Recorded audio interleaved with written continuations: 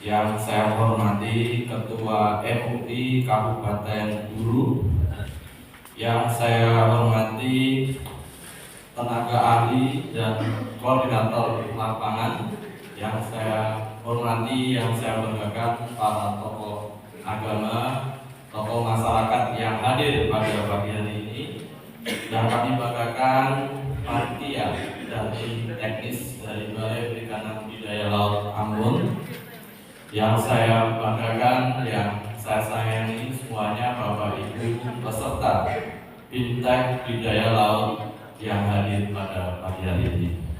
Pertama-tama marilah kita panjatkan puja dan puji syukur kepada Allah Subhanahu wa taala, Tuhan Yang Maha Esa. Alhamdulillah kita pada pagi hari ini diberikan nikmat sehat, landasan pemanfaatan dan pengusahaan sumber daya alam dan perikanan. Dan yang terakhir, yang kelima, di mana pengolahan sampah laut untuk pencapaian sasaran pengolahan sampah laut 70% di tahun 2030. Tentunya di dalam mendukung kegiatan program tersebut, kami mohon dukungan dari Komisi 4 DPR RI, Bapak Ibu sekalian selaku Pembudidaya, Dinas Kelautan Perikanan, Penjuru, dan tentunya seluruh stakeholder bersama-sama kita mewujudkan kegiatan tersebut. Kami berharap kegiatan bimbingan teknis ini dapat meningkatkan pengetahuan, kemampuan teknis bagi para pembudidaya di dalam melakukan kegiatannya sehari-hari sebagai pembudidaya, di mana kita harapkan di dalam kegiatan budidaya bisa berhasil dan dapat meningkatkan kesejahteraan masyarakat. Kami ucapkan terima kasih yang sebesar-besarnya karena berkat dukungan Ibu, kegiatan bimbingan teknis ini bisa berjalan dengan baik di Kecamatan Namdea di Kabupaten Buru. Mohon berkenan Ibu anggota Dewan Komisi 4 dapat memberikan sambutan kepada seluruh peserta dan sekaligus membuka acara secara resmi pada kegiatan pagi hari ini. Demikian Ibu sekalian yang bisa saya sampaikan. Mohon maaf bila kurang berkenan. Wabillahi taufiq wal hidayah. Wassalamualaikum warahmatullahi wabarakatuh. Bismillahirrahmanirrahim. Assalamualaikum warahmatullahi wabarakatuh. Waalaikumsalam warahmatullahi wabarakatuh. Selamat pagi, salam sejahtera bagi kita sekalian. Yang saya hormati Kepala Balai Budidaya Ambon yang membawai Maluku Utara, Papua Barat, dan Sulawesi, Kementerian Kelautan dan Perikanan beserta rombongan. Selamat datang di Kabupaten Buru. Yang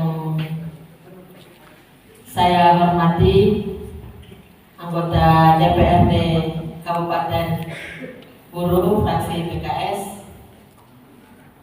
Pak Irfan Papaliam, Ketua MUI Kabupaten Buru, Bapak Ibu nelayan dan pembudidaya ikan di Kabupaten Buru yang kami undang dalam bimbingan teknis budidaya ikan laut di hari ini. Alhamdulillah kita bersyukur kepada Allah Subhanahu wa taala, Tuhan yang Maha Kuasa, karena kenikmatan yang Allah berikan serta kesempatan sehingga kita bisa hadir mengikuti satu kegiatan yang amat penting bagi keberlangsungan dan juga pemanfaatan potensi perikanan kita yang ada di Maluku, khususnya di Kabupaten Buru. Bapak Ibu sekalian, Pak Kepala Balai sebagai anggota Komisi 4 DPR RI yang mengusulkan adanya bimbingan teknis kepada Kementerian Kelautan dan Perikanan, saya menyambut baik dan mengucapkan terima kasih atas responnya bersama kami hadir di tengah-tengah masyarakat melihat mendengar dan juga akan mengadvokasi persoalan-persoalan masyarakat dalam hal ini dalam sektor budidaya ikan laut. Kita semuanya tahu, selamat datang Pak anggota DPRD Kabupaten Buru fraksi PKS Pak Solidin. Ini beliau baru dari Patabual ya. Ombak ya Pak? Iya. Karena kemarin saya juga merasakan ombak Pak. Ya. Jadi Bapak Ibu sekalian, potensi budidaya di Provinsi Maluku sangatlah menjanjikan. Maluku dengan luasan 93% luas laut, tentu ini adalah satu anugerah bagi kita dan sekaligus satu tantangan untuk menjadikan laut sebagai salah satu sektor yang dimanfaatkan untuk peningkatan baik itu kesejahteraan masyarakat dalam hal ini nelayan yang di pesisir ataupun daerah-daerah yang bercirikan perikanan. Dan kita melihat dalam data ternyata di Maluku belum sampai 7% atau 10% pemanfaatan ataupun pengembangan potensi sektor budidaya. Padahal kita tahu bahwa untuk sektor tangkap saja ini kita terkendala dengan 2 musim. Musim timur, musim barat. Jadi kalau musim timur, orang Batabual, orang Namlea cari ikan susah. Ikan mahal di pasar karena ombaknya tinggi. Begitupun dengan musim barat pada puncaknya. Bagaimana dengan kondisi nelayan? Tidak bisa mencari kehidupan, tangkap ikan meskipun hanya lempar umpan kalau ikannya tidak dipelihara dan dibudidaya. Jadi ada beberapa sarana yang harus dimiliki oleh para pembudidaya. Bukan saja sarana, tetapi harus ada skill dan pengetahuan yang harus dimiliki oleh pembudidaya. Nah, kalau orang Ambon itu mungkin kulturnya atau budaya untuk pembudidaya agak susah, perlu dilatih, perlu diajar dan dibina agar terbentuk kultur ataupun budaya untuk bisa budidaya. Karena bapak-bapak yang misalnya ada di pembudidaya di Trans ataupun di beberapa tempat yang sudah punya keahlian, itu tidak dengan lahir langsung punya keahlian budidaya. Mereka punya pengalaman yang itu tentu dari latihan ataupun skill yang diajarkan. Maka itu sebagai anggota Komisi 4 saya merasa penting dan harus mengajak bapak-bapak, ibu-ibu dari Balai Budidaya Laut yang kantornya ada di Maluku. Kita ingin buat satu bapak ibu di balai, kepala balai yang juga sering berdiskusi dengan kami. Dulu waktu saya belum ke Komisi 4, belum ada dalam menu Dirjen Budidaya itu bantuan untuk keramba jaring apung kepada nelayan. Saya dalam rapat kerja bersama dengan Kementerian Kelautan menyampaikan bahwa masyarakat Maluku, para pembudidaya butuh keramba jaring apung. Jadi di laut kita bisa bantu masyarakat dengan KJA, di daratnya usulan 2022 kemarin alhamdulillah ditanggapi oleh Pak Menteri. Begitupun dengan bibit benih pakan juga kami sampaikan agar ada menu yang dibuka untuk bantuan-bantuan kepada pembudidaya yang dalam sektor ini juga tak kalah menarik untuk pangsa pasar gitu. Kalau dulu orang Ambon susah makan ikan air tawar, Pak. Sekarang kemarin waktu kami berikan bantuan di Waiheru, lalu wawancara diskusi dengan pembudidaya di sana, mereka sampaikan, Bu, sekarang pasar untuk ikan lele dan ikan nila cukup baik, cukup bagus. Di pasaran kalau hitung-hitung 1 bulan kami bisa dapat keuntungan sekitar 50 juta rupiah. Masya Allah. Lebih besar dari gaji PNS 1 bulan.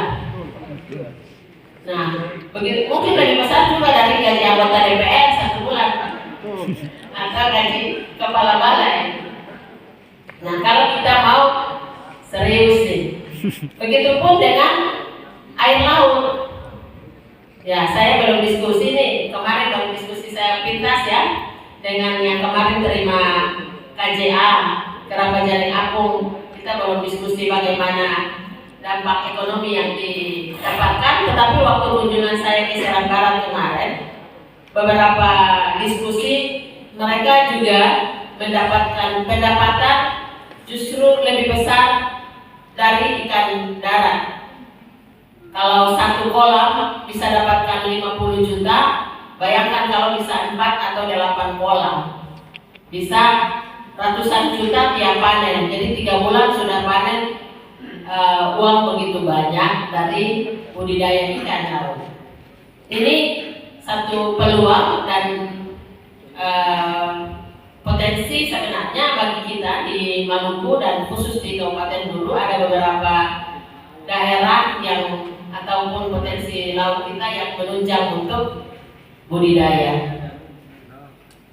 Banyak keluhan-keluhan yang disampaikan kepada kami selain advokasi program ataupun bantuan yang mereka butuhkan. Ada juga yang mereka keluhkan soal administrasi yang harus mereka penuhi, Pak. Misalnya kartu kusuka. Kalau di sektor budidaya, apakah ada kusuka juga atau tidak? Nah, itu mungkin juga perlu penjelasan karena ini aturan yang dibuat oleh pemerintah. Nah, biasanya kalau satu aturan dibuat pemerintah, maka ada aturan tambahan berupa juknis dari kementerian yang menyesuaikan dengan aturan Permen ataupun PP.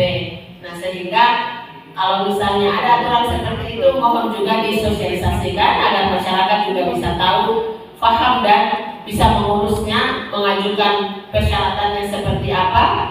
Kemudian juga untuk beberapa keluhan soal harga BBM yang naik, kemudian juga keluhan bahan bakar untuk nelayan yang sulit didapatkan. Ini hal-hal yang kita temui di lapangan. Karena kenapa masukan-masukan ini penting dan perlu bagi kita dalam biasanya evaluasi di akhir tahun, selalu indikator kita adalah nilai tukar nelayan atau nilai tukar pembudidaya. Nah, sementara nilai-nilai tukar ini tidak bisa hanya diukur dari misalnya bantuan yang turun ataupun nelayan yang rajin, tetapi juga kebijakan pemerintah yang relevan, yang sesuai dengan kebutuhan dan kepentingan nelayan itu sendiri. Dan oleh karena itu, maka dalam pertemuan ini kami juga menjadi satu ruang bagi kita semuanya untuk berdiskusi dengan para pembudidaya dan juga nelayan kita. Pengembangan satu kawasan itu kolaborasi berbagai pihak, bukan saja bagaimana gesitnya anggota DPR yang menyuarakan ataupun lancarnya kerja-kerja teknis di pemerintah ataupun aktifnya masyarakat yang melaut, tetapi kolaborasi kita dalam ruang-ruang seperti itu. Oleh karena itu, kami mengucapkan terima kasih yang sebesar-besarnya atas kehadiran Bapak Ibu, dan ada ruang diskusi juga menjadi satu hal yang tak kalah penting untuk bisa menjadi referensi bagi kami menyusun program-program atau usulan-usulan jika ada raker atau dengan pendapat dengan para pengambil kebijakan, yaitu Menteri, Sekjen, Dirjen dan juga kami di Komisi 4 sehingga turunannya bisa langsung dirasakan oleh masyarakat dan masyarakat mendapatkan apa yang menjadi harapan hadirnya negara, hadirnya pemerintah di tengah-tengah kehidupan masyarakat. Demikian sambutan dari saya. Langsung saya tutup dengan membuka acara bimbingan teknis budidaya ikan laut di Kabupaten Buru, Provinsi Maluku.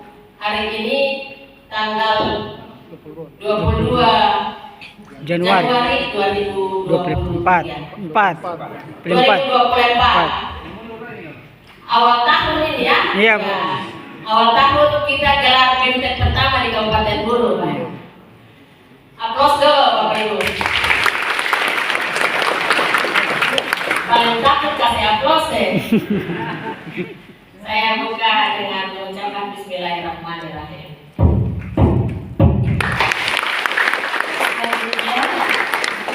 Selanjutnya penyematan atribut BIMTEK secara simbolis.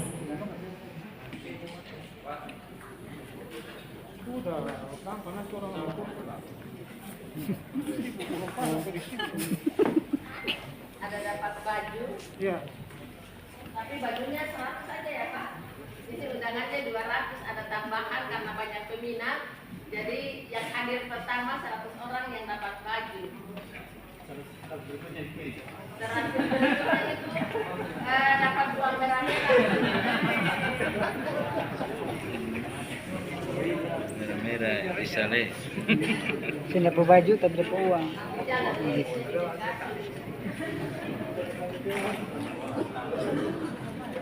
Saya dapat uang tapi dapat baju tapi dapat uang, ganti baju. Merah-merah. Merah double.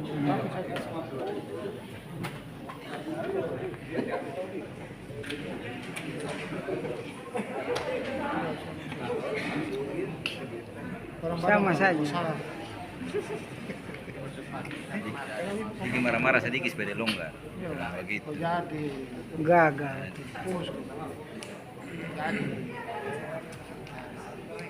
Salahnya tangan Pas. pendek. Tangan panjang boleh.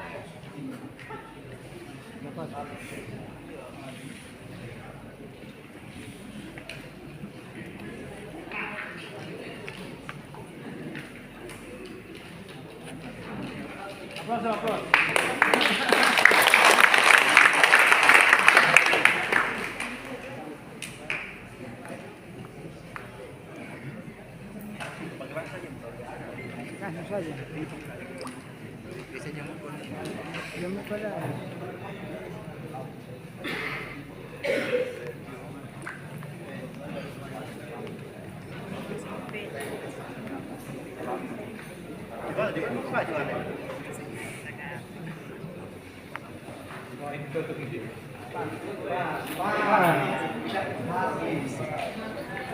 Foto dia dulu, kemudian tarik foto dia. Foto dulu, tadi minta foto. Foto dia dulu.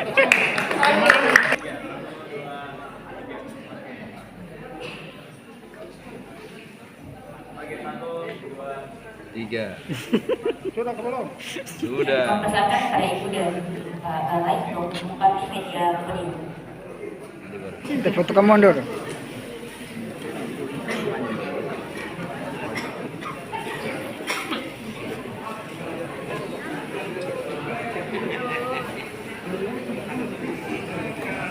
Kita ambil kamung juga. Komisi 4 Kita Fraksi jalankan sini. Partai Keadilan Sosial Partai Keadilan Sejahtera Dapil Maluku. Pak Solihin ketawa. Pak Kepala Balai yang kami hormati, Bapak Ibu, Pak Solihin, mohon maaf kata saya kenal Pak Solihin, Pak Solihin, Pak Irfan, dan Bapak Ibu peserta. Jangan kalau tegang, karena kita lihat Bapak Ibu kalau tegang. Betul. Baiklah, kita masuk ke materi kita, materi inti. Untuk materi kali ini izinlah saya barangkali agak maju ke depan, agak bisa berkomunikasi dengan Bapak Ibu. Yang materi yang akan kami sampaikan adalah teknik budidaya keramba jaring apung. Mungkin agak menjurus ke bagian budidaya. Untuk mengawali materi ini, yang paling penting untuk kita melakukan kegiatan budidaya itu adalah bahwa Bapak Ibu harus mempunyai keinginan dulu. Kalau Bapak Ibu tidak mempunyai keinginan untuk melakukan kegiatan, tidak usah melakukan kegiatan. Karena yang jelas satu kegiatan dia bisa berhasil apabila kita melakukan dengan hati, kemudian kita punya keinginan, barulah kegiatan itu bisa kita lakukan dengan senang hati, dengan semangat, dan pada akhirnya apa yang tadi disampaikan oleh Ibu bisa berhasil. Dalam arti bahwa keberhasilan itu bisa terwujud. Sepaham tidak? Paham. Oke. Mantap. Kalau sudah sepaham kayak gini enak. Baiklah, untuk kita melakukan kegiatan budidaya, hal yang paling penting yang pertama tadi yang sudah Ibu sampaikan bahwa kita harus memiliki sarana next. Next umum. Sebelum. Balik. Nah, ini sarana yang perlu kita miliki.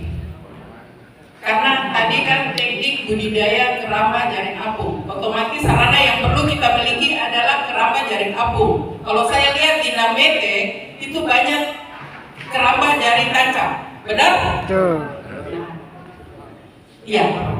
Tapi karena ini kan teknik budidaya keramba jaring apung, jadi jaring yang sarana yang kita miliki adalah keramba jaring apung. Kalau tidak salah kemarin tahun 2023 di Buru ada yang menerima bantuan, tapi tidak usah berkecil hati. Yang penting Bapak Ibu punya keinginan untuk melakukan kegiatan budidaya, bukan cuma dengan keramba jaring apung yang bagus, yang mahal-mahal, terus Bapak Ibu bisa melakukan kegiatan budidaya. Kalau Bapak Ibu memang benar-benar mempunyai keinginan untuk berbudidaya, banyak jalan.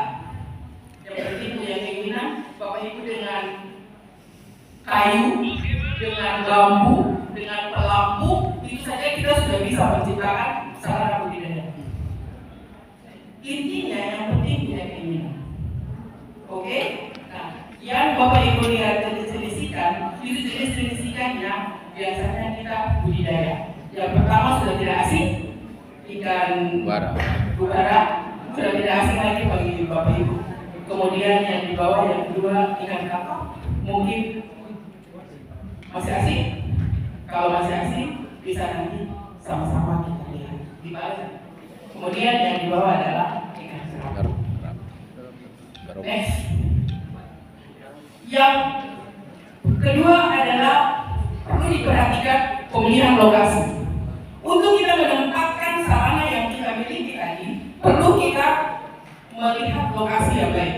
Lokasi-lokasi yang itu kita harus memperhatikan bahwa pertama, lokasi itu dekat dengan sumber pakan. Sumber pakan supaya Bapak Ibu ketika mau pemberian pakan, pakannya tidak terlalu jauh dekat. Kedua, jauh dari lokasi pelayaran. Jadi kalau lokasi yang mau kita tetapkan keramba kalau dekat dengan pelayaran, dengan alur-alur pelayaran, lalu lalangnya transportasi, istirahat saja. Kemudian bebas dari pencemaran. Hal ini Bapak Ibu selalu jadi masalah pencemaran. Pencemaran laut, makanya kenapa tadi kalau Bapak Ibu menyimak apa yang disampaikan dari Pak Kepala Balai bahwa salah satu program dari KKP adalah bersama kalau tidak salah.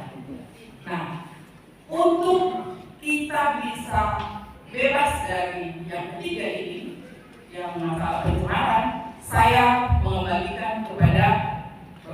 semua. Kalau kita punya kesadaran untuk tidak membuang sampah di laut, hal ini bisa terhindar, bisa bebas. Sepaham? Paham. Kalau pulang dulu, sepaham tidak untuk tidak membuang sampah di laut? Paham. Paham. Dengan demikian kayaknya Pak Solihin dengan Pak Irfan, ini sudah sekian banyak orang Pak yang sudah mengakui bahwa mereka tidak akan buang sampah ke laut. Dengan demikian guru ke depan Bersih akan bersama. bersih. Bersih. Dan kalau laut sudah bersih berarti penempatan kajian Bapak Ibu akan aman. Kemudian yang keempat, gelombang dan arus yang tidak besar. Kenapa? Kalau gelombang besar, arus besar berarti kaitan pemberat Bapak Ibu KJA akan. Betul. Kemudian faktor keamanan. Faktor keamanan ini sangat penting. Sangat penting dan perlu kita perhatikan. Karena apa? Kalau kita sudah pelihara ikan, sudah capek-capek pelihara ikan, misalnya kita pelihara ikan udara, sudah waktunya panen, Kurang ambil. dicuri. Akhirnya kelelahan kita selama ini Tidak sia-sia. akan sia-sia. Untuk itu perlu kita memperhatikan faktor keamanan. Yang berikut adalah akses pasar. Setelah panen, mari akses pasar. Pasarnya bagus kasih. Iya, soal pasar bagus. Justru itu harusnya. Pasar bagus tapi kegiatan budidaya diurus. Lanjut, bayangkan. Nah, untuk melakukan kegiatan budidaya di KJA, kita perlu persiapan sarana yang baik.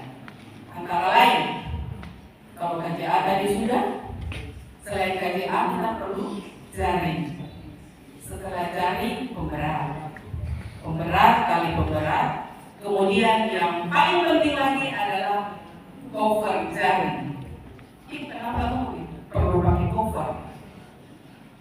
Selama proses pemeliharaan, kalau Bapak Ibu tidak menggunakan cover, Bapak Ibu di laut pernah lihat ada burung-burung yang Bebek. yang panjang ini? Panjang. Nah, itu. Jangan sampai sementara pemeliharaan kaget begini hitung ikan yang ditebak 500, pas ganti jaring, ibu kamu ini masih sampai 500 lagi. Lalu mulai negatif tinggi kata orang lain. Pasti tahu itu suamnya. Padahal burung. Padahal seng Bapak Ibu atau seng pakai cover, akhirnya burung itu misalnya hinggap di KJA kita, maka burung itu bisa Menangkap. ikan akhirnya ikan kita Enggak kurang. jangan saling mendukung dan bikin dosa itu. Betul Ibu. Ya, ya. Makanya sebelum bikin dosa persiapan cover supaya habis pegang ikan kamu bisa tutup lalu benih atau ikan yang kita pelihara bisa aman. Betul Pak? Betul. Ya, siap. Lanjut. Setelah semuanya siap, kita melakukan seleksi benih. Bapak Ibu, untuk benih yang biasa kita tebar di KJA, kita dari UPT Pusat, Balai Perikanan Budidaya Laut, merekomendasikan supaya benih yang ditebar di KJA itu ukurannya minimal 7 cm, 7 sampai 10 cm. Kenapa? Cepat. Supaya setelah 7 cm itu dia sudah melewati masa kritis. Jadi Bapak Ibu yang menerima benih bisa pelihara dengan baik karena dia sudah melewati masa besar. kritis. Besar. Jadi, Besar. kalau bikin masalah saya sudah sama. Supaya Bapak Ibu mengerti semangatku. Kemudian benih itu dalam kondisi sehat. Bagaimana Ibu atau bisa lihat benih sehat? Iya. Mau tahu nggak sih? Mau. Tahu. Mau tahu nggak sampaikan kalau mau tahu sih. Nggak mau. Jadi benih itu harus dalam kondisi sehat. Pertama, dia punya tubuhnya itu semuanya lengkap. Dalam arti punya sirih, Insang. Dia Insang. begitu insang itu lengkap, kemudian pergerakannya bijak. Kemudian begitu respon terhadap pakan yang diberikan. Selanjutnya, kalau sudah seleksi benih yang bagus, tebar benih. Bapak Ibu, tebar benih ini bukan benih datang lalu langsung tua. Ada dia punya strateginya, atau ada dia ilmu sehari-hari. Iya.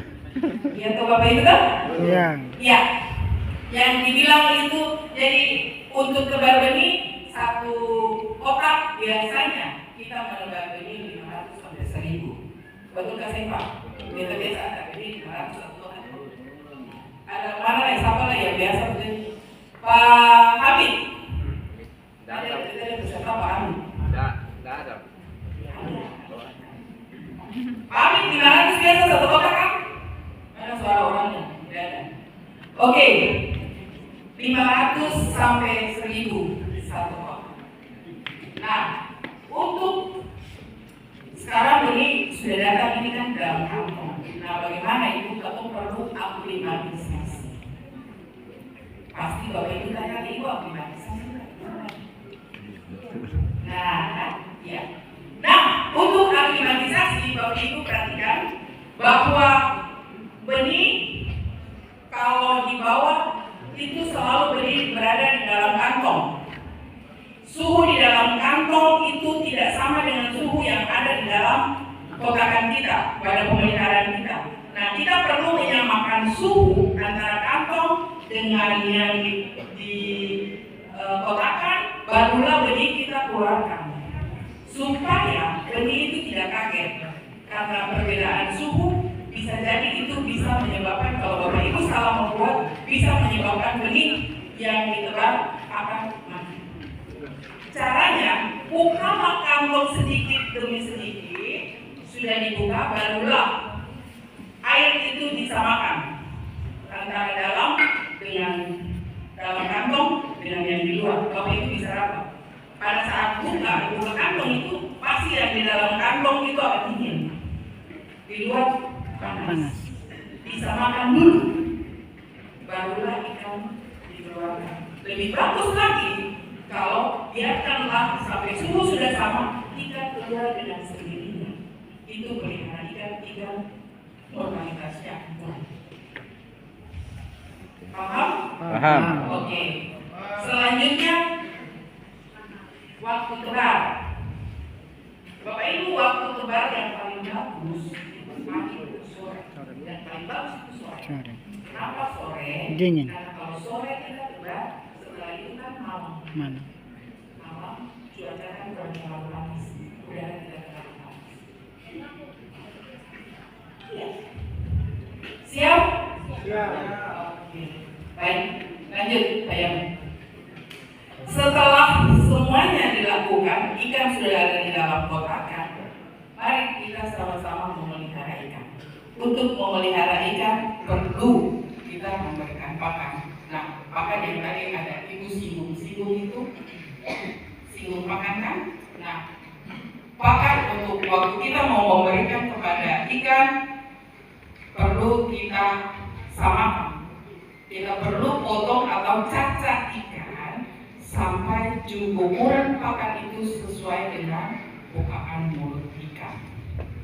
Jadi kalau ikan masih kecil, masih baru tegar, Bapak Ibu capek sedikit untuk memotong ikan atau orang biasa bilang cacah. Cacah untuk berikan ke benih. Bapak Ibu untuk melakukan kegiatan budidaya perlu juga melatih kesabaran Bapak Ibu. Karena kalau ikan masih kecil, kadang-kadang kalau ketemu sing sabar, pilihlah mau pakan saja begitu, kadang ikan nanti sing makan. Nah, setelah itu perlu kita tahu jenis pakan. Jenis pakan yang biasa kita berikan kan selain pakan pelet, ada pakan ruca. Pakan ruca itu yang mana yang dibilang pakan ruca? pucat, pakan pucat ya biasa Bapak Ibu berikan itu. Pakan ikan maki, ikan mawar, ikan segala ikan yang kita jual di pasar. Kalau pelet kan, Bapak Ibu sudah tahu sendiri ikan pakan yang dari toko. Pakan pelet ini selalu harganya agak tinggi, agak mahal. Pakan pelet kata Pak Mulyadi ya, ikan semua. Apalagi kalau ikan dari laut, dari alam, otomatis tidak terbiasa dengan makan pelet. Ya kan Pak? Nanti apa planet? Baiklah, untuk pemberian pakan biasanya 2 sampai 3 kali sehari. Kita lanjut. Setelah itu bukan kita cuma pelihara saja, Bapak Ibu kan sering juga kontrol kesehatan di dokter kok. Ikan juga kita harus memantau kesehatan ikan. Jadi yang pikir kata kamu piara ikan malu ikan nih, kamu saja yang pergi check up di dokter. Ikan juga perlu check up. Supaya apa? Supaya kita mengetahui perkembangan benih yang kita pelihara. Nah, bagaimana cara untuk kita memantau kesehatan ikan? Pada saat Bapak Ibu pergantian jaring, itu diharapkan bisa melakukan perendaman ikan dengan air tawar. Orang biasa bilang memandikan ikan.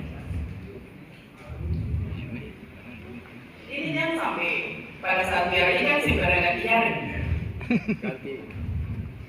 Kalau yang sebenarnya pergantian jaring risiko sendiri. Kenapa kita bilang risiko sendiri? Karena kalau pelihara ikan kemudian jaring kotor seng pergantian jaring itu akan menimbulkan penyakit bagi ikan. Makanya jaring harus perlu diganti kalau sudah kotor. Jadi kalau lihat ikan sudah mulai sakit, itu bisa ambil sampel, kemudian bisa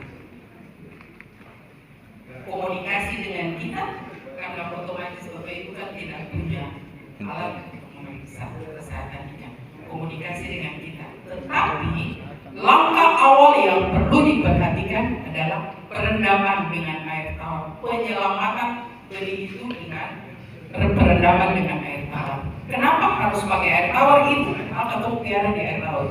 Perendaman dengan air tawar supaya kita memutuskan rantai perkembangan virus. Kalau di dalam air tawar penyakit. Oke? Mantap. Tidak suka yang begini. Lanjut.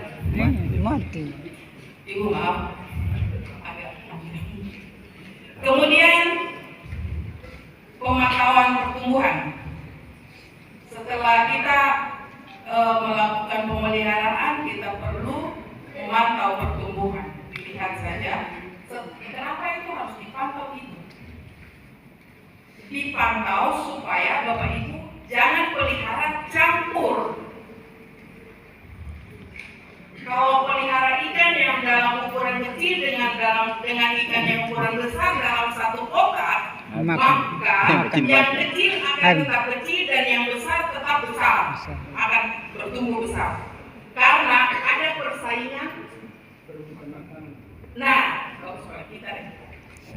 ada persaingan perebutan pakan. Dengan demikian Bapak harus melakukan grading yang nomor 2 itu. Grading itu adalah untuk memisahkan ikan antara ukuran yang kecil sendiri dengan yang ukuran besar sendiri. Sehingga pada saat pemberian pakan, ikan besar akan menjadi besar dan ikan kecil dia akan bertumbuh menjadi Besar. Jadi besar. Karena itu bisa, Jangan sampai pelihara 500 tuh akan terus 500 di dalam satu kotak itu sebenarnya bisa ukuran.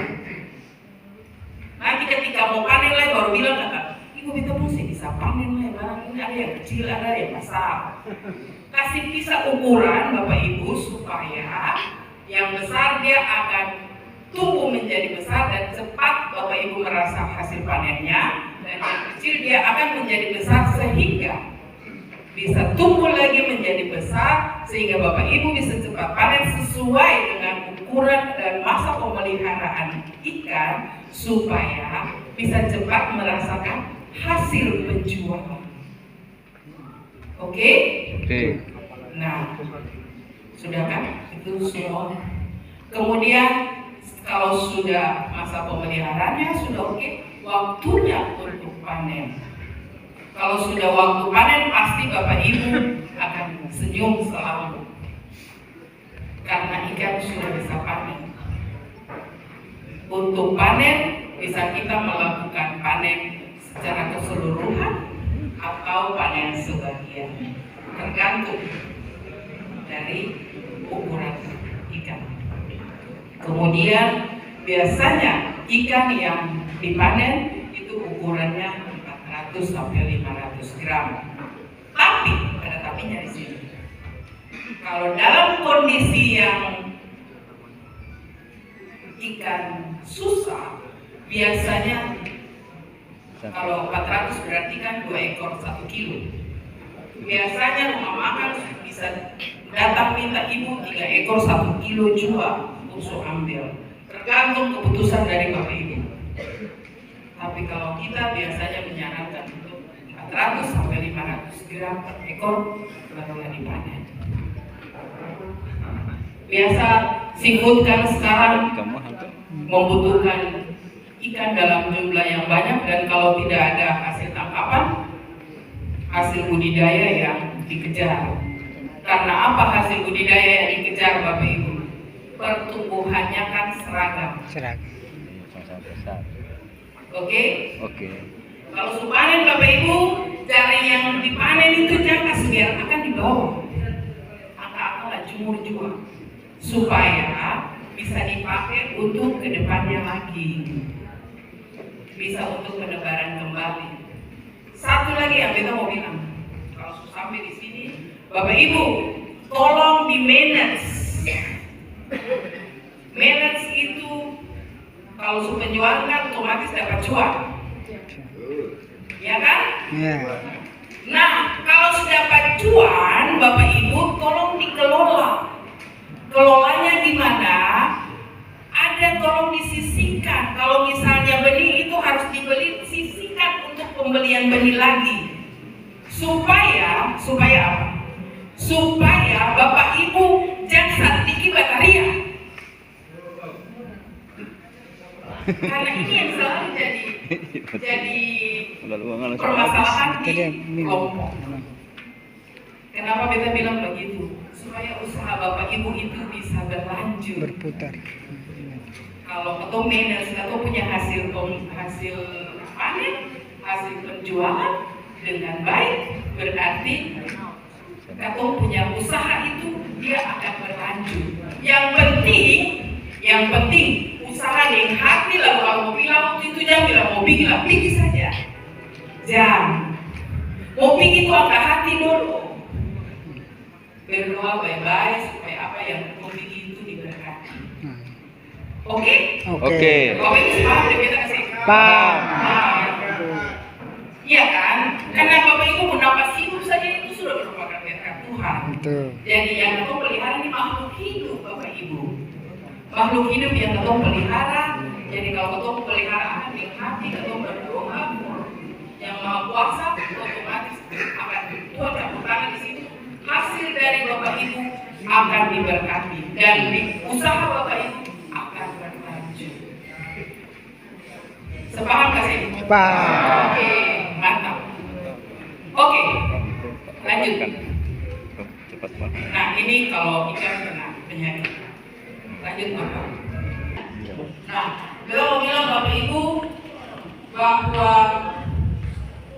untuk Bapak Ibu memperoleh kartu kusuka itu, Bapak Ibu di dinas itu ada penyuluh yang punya akses untuk masuk ke atau menginput kartu kusuka itu penyuluh.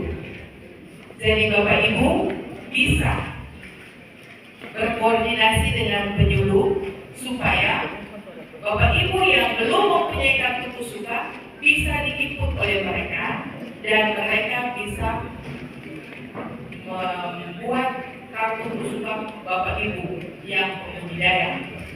Bapak Ibu sudah kenal penyuluh? Belum. Di kita ada 2 orang penyuluh yang hadir. Bapak Naf barangkali tolong berdiri. Bapak maju di muka supaya teman-teman bisa melihat. Ibu Ona bisa maju. Sekarang mohon izin Ibu, kita memperkenalkan penyuluh supaya pembudidaya bisa. Jadi Bapak Ibu yang belum mempunyai kartu kusuka bisa berhubungan dengan Bapak Ibu berdua, Bapak Nafri Lopis dan Ibu Ona Masugi. Umasugi. Bapak Ibu berdua nih ada di kantor Dinas Perikanan Kabupaten Bulu. Ada yang belum punya kartu kusuka?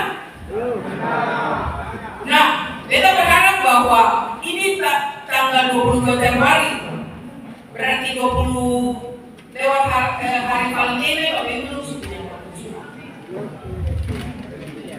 Oke? Siap. Silakan berhubungan nanti dengan Bapak Salam. Kami kata, wassalamualaikum warahmatullahi wabarakatuh. Salam sejahtera untuk kita semua.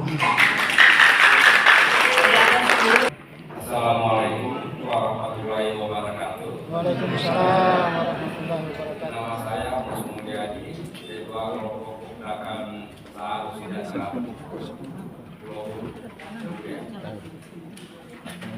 Begini Bu, kita selama ini ada punya kendala sedikit dengan selama ini kita melakukan kegiatan kebudayaan, kita punya kendala sedikit, yaitu mengenai bibit. Bibit ini sebenarnya kita ini dari alam, yaitu di antaranya kan bulan 11 bulan 12 sampai bulan 4 aja. Ini sekedar khusus saja buat Bapak Ibu yang ada di sini, terutama untuk anggota DPR Kabupaten. Saya mengusul bahwa kalau bisa di sini kan ada punya universitas perikanan. Coba diambil beberapa mahasiswa yang punya prestasi, lalu disekolahkan. Setelah itu jangan ditinggalkan begitu saja. Rekrut dia kembali ke guru ke dia ini supaya dia bisa ilmu yang dia dapat di universitas itu dia bisa salurkan ke budidaya seperti kita ini, karena kita ini kan tidak bisa memijahkan.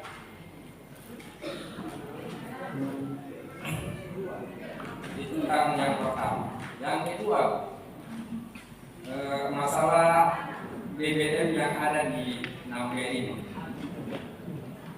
Kita para nelayan ini, khususnya di Pulau Kabupaten Bulu ini, Nambe ini, tidak pernah merasakan apa itu subsidi BBM. Karena kalau kita berarti kita bawa gen ke pompa itu kita dang, saya pernah gitu. Walaupun saya punya kartu kosuka, saya punya kartu kosuka. Saya ini orang nelayan. Saya dari kecil sampai sekarang ini saya tetap nelayan. Itu tidak diperhatikan karena kita mau gen. Kalau mobil atau motor itu bisa. Akhirnya apa itu? Kita beli 15.000, karena 17.000 per liter. Itu saja yang saya sampaikan buat Ibu. Mungkin ada yang lain.